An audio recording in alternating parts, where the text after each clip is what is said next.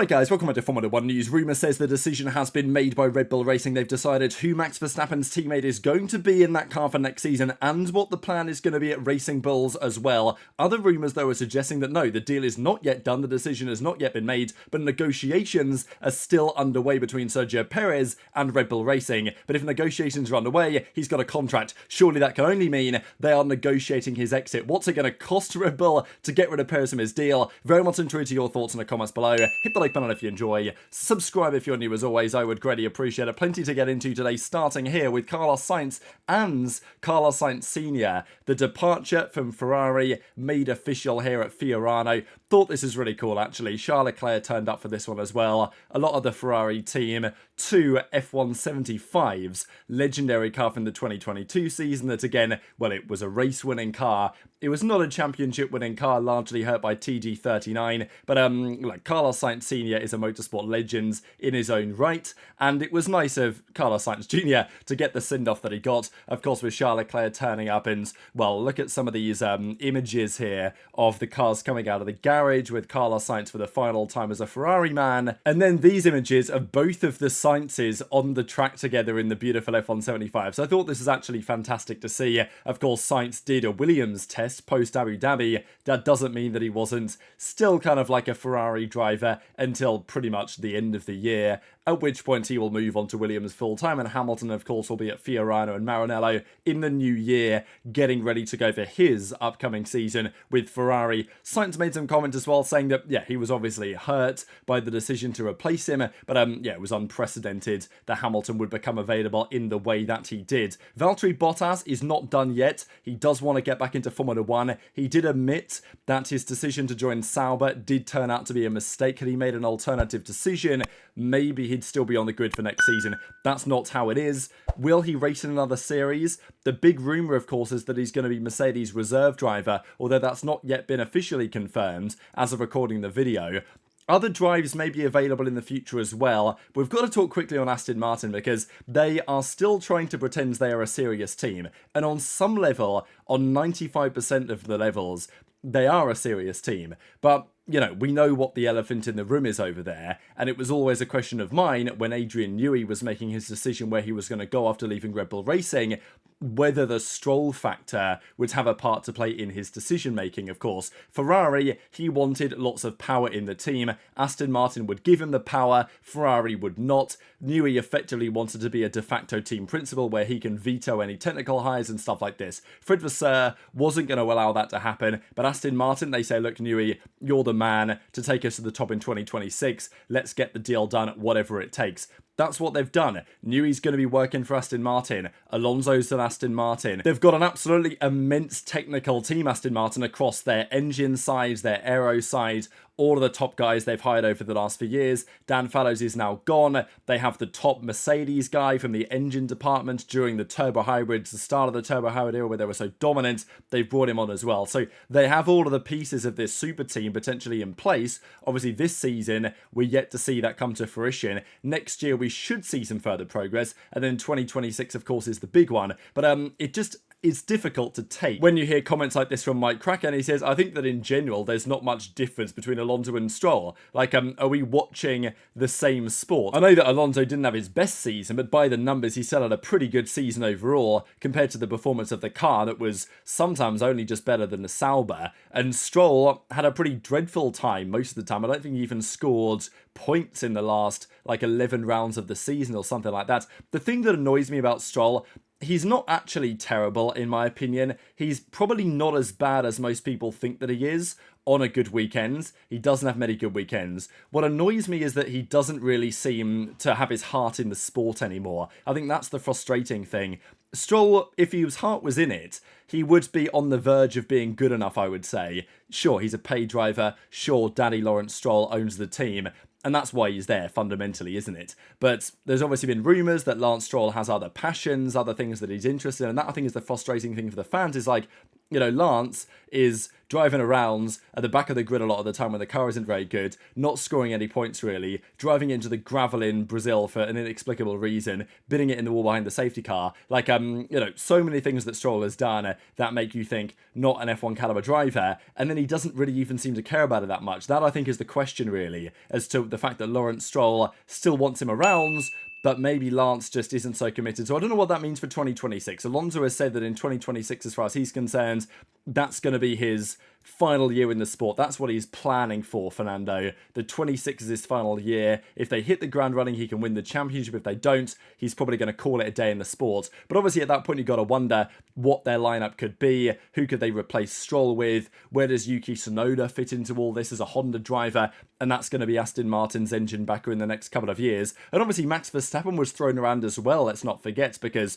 the Newey move, the Honda move, you know, there's lots of reasons. Even Lawrence Stroll, I think, made it pretty explicit that getting Max is a target for them over the next couple of years. If they can prove to Max they are the place to go to from Red Bull, which, you know, that remains to be seen. What Max does have, though, compared to Lance Stroll, of course, is talent, at least more talent. And he also has some interesting racecraft tactics from time to time. I thought Max was, after the season is over, pretty, as he usually is, honest about the way that he drives, the way that McLaren approached the season, and why he ended up as the world champion of the year. Because in the end, it wasn't even especially close, despite the fact that he was not in the best car for a decent chunk of the season, to say the very least. So Max, of course, gets criticised for his driving style, and understandably, I think in certain instances, you know, Mexico was outrageous. Like, there've been other incidents as well. But look, as we said at the time, Max's job at Mexico and on those other races around then was just to beat Lando. Didn't matter who won the race. Charles wins, Sainz wins, Hamilton wins, Russell wins, whatever, Piastri wins. As long as Lando doesn't win, that's fine for Max. And, you know, that's the way that he drives. And it's difficult to beat a guy with that type of mentality. But the point is, that is a championship winning mentality, whatever you think about it. And that's what Verstappen says. He's like, look, my driving style, elbows out, sometimes to say the very least, has been criticised. And he's like, yeah, sure. But those guys who criticise me do not have the world championship mentality. Obviously, Norris was one of those guys who criticised him. So this is the thing. You don't have to race on the borderline of clean and dirty to win championships. But in certain situations, you can understand why many drivers do it. And of course, you know, a whole host of some of the greatest ever champions fall into the Max Verstappen category when it comes down to stuff like this. The feelings and the opinions and the driving standards that are acceptable and maybe changed over time to some degree as well. But yeah, Max is one of these old school drivers, I would say, who's like, look, if I pump you out of the race, then, you know, you're not willing to do that to me. You've not got the world championship mentality. And a man like that, even in a car that isn't the best, is incredibly difficult to beat. And of course, this is where the constructors' battle and therefore the drivers' battle next season becomes increasingly fascinating, because Max is in the best possible position when his teammate never takes points off him. That is true, I would say, the majority of the time, but obviously there is also value in having a teammate who is at least close so that he can help you out in strategy or whatever, right? Because look, Max can beat Perez 23 out of 24 weekends a season, with the exception probably being Baku, right? But apart from that, most weekends, Max has like no help at all on strategy or team play or whatever. You know, he needed it in Abu Dhabi 2021, and there were other examples too that season. If Perez is several tenths off the pace and the cars in the field are very competitive, then, you know, Max could be left out to dry. So there's a balance to be had there. Max needs a teammate, in his opinion, of course, that he can beat. I mean, I don't think he's concerned about anyone being able to beat them over a season. It's more so, will they help me enough, but will I still be able to beat them so that they don't take points off me in obviously a drivers' championship battle? In the constructors, having a better sister driver would also be very beneficial for Red Bull Racing and their employees who are trying to win the bonuses associated with that. Even Max called out McLaren and said they could have handled the whole situation more effectively as a team. Sure, they won the constructors, but in the drivers, they could have been better prepared, he says. Did McLaren miss opportunities? Absolutely. Could Lando have been champion? Yes, absolutely. That as well. So Max being very honest and open here with his perspective on it. He was also talking about Perez and saying that it's not like only his fault. Kind of funny statement, really. But like, I don't think he's necessarily wrong. Of course, I don't want to bash him as he's my teammate. I can get along with him well, but I can clearly say not everything has been his fault about how things went wrong. So, you know, the point being, the way things were happening with the car. Of course, there were also rumours that Perez was the first of the two drivers to raise the red flags on the direction the car was taking. And then by the time Max started to feel the consequences of those decisions, it was kind of too late for, Perez to be recoverable, and, well, it was obviously an absolute disaster from there. Now, will Perez keep the drive? It's kind of like a Schrodinger's cat situation here, right? It's like he simultaneously has been fired and has the contract extension for the new year. Nobody really knows. But the entire media now are saying, in a similar way to what happened when Hamilton was about to join Ferrari, and it seemed kind of unbelievable, but many of the media were saying that, look, this is actually happening this time for real.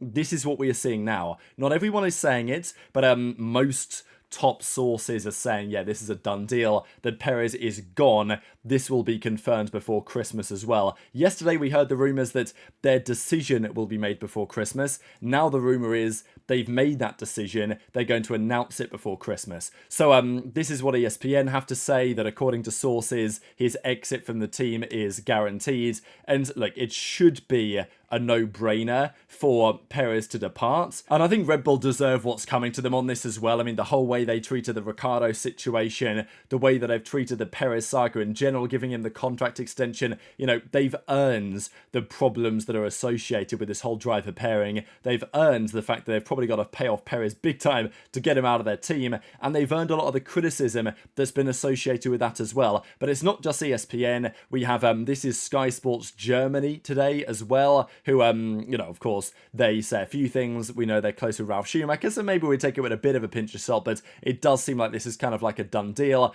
And obviously Ralf Schumacher said that there's no way he's going to go. And then they say, according to Sky Information, the 34-year-old Mexican will leave the Formula One racing team world champion Max Verstappen, and they've found a new successor. And we'll get onto that here in just a couple of seconds. That's going to be Liam Lawson. That's what Canal Plus say as well.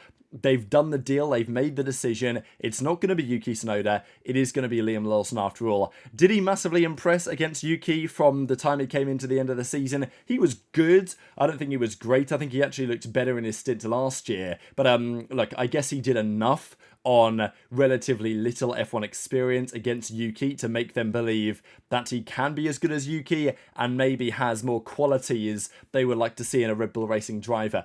I think the other key reason to me why Yuki is not going to get the drive is unfortunately just because of the Honda association. I really do wonder, because Yuki to me ticks a lot of the boxes. You've got the Red Bull team coming out and saying that his technical feedback is far better than people give him credit for.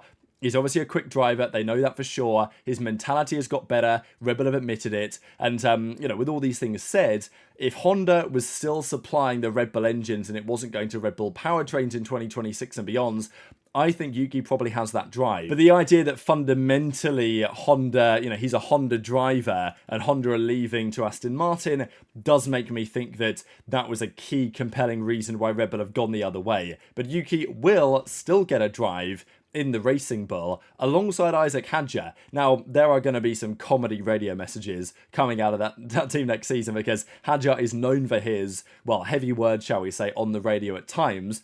And I think even during Abu Dhabi, Hadjar kind of made it clear to the press that, yeah, I'm probably going to be in that car for next season, regardless, of course, after the F2 World Championship ended and Hadjar stalled on the line and didn't go to plan. But Auto Racer, Canal Plus, ESPN, Sky Sports, they're all saying Perez is gone, Hadjar's into Racing Bulls, Tsunoda's going to stay, and Lawson's getting the main drive. Even, of course, Auto Racer, Formula Uno, whatever, they've said the same thing today as well. There has, of course, though, been some other speculation from the other side. This is coming out of Thomas Maher. Now, this guy, every time I mention it, it's always interesting because he is the ultimate Red Bull mouthpiece. I mean, I'm not going to beat around the bush anymore. Every time there's a story like this, he's always coming out and saying, oh, well, wait until the official confirmation happens, right? And kind of shuts down some of the speculation on it. In a similar way to Eric Van Haren usually has to say what the Verstappens kind of talk about, Thomas Maher seems similar for the general Red Bull organisation. However,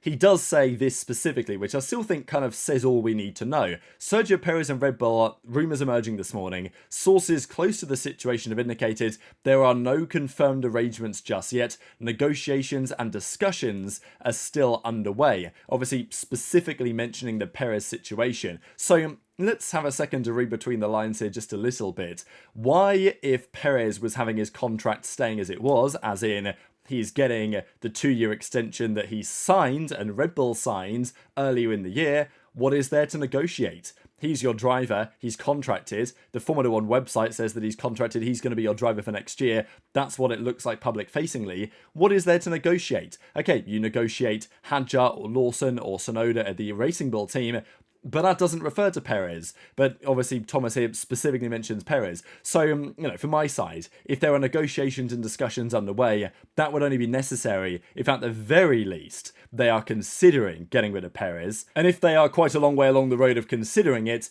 then of course you've also got to, recognise that it is the most likely possibility as it stands. The big debate though on this has always been, what kind of money would Red Bull have to pay? Because to me, that seems, reading between the lines, what they're negotiating.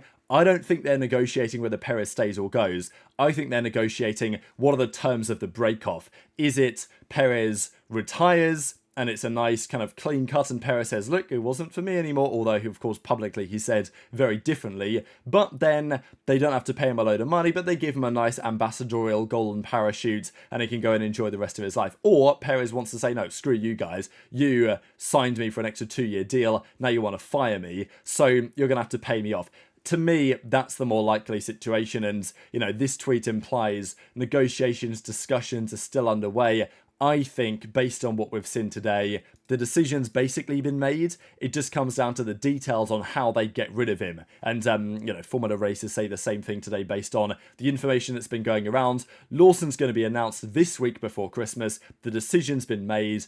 Only the confirmation is left. And really what they've got to confirm is, what does it look like for Perez's departure? But yeah, this seems to be a done deal now. I do think that given what happened at Red Bull towards the end of the season, there was really no other option here for the Red Bull team to do exactly this. As you guys know, I would like to see Yuki given an opportunity in that car, but that doesn't seem like it's going to be how it is. And even Albon mentions that drive is a difficult drive to maintain alongside Max. And sure, maybe Red Bull feel like Lawson is better prepared mentally for that than Tsunoda might be, but to me there are probably other reasons why they have made the decision that they have done. But very much interested in your thoughts in the comment section below. Just when Max was speaking about Lando and McLaren earlier, thought this was kind of interesting. So Max had 8 poles this year, Leclerc had 3 poles, and from those poles they had between them, they never lost a position on lap 1, which was pretty impressive compared to some other drivers. Russell had a few poles, obviously Sainz had 1 as well, and on both of those occasions, at least sometimes they would lose positions.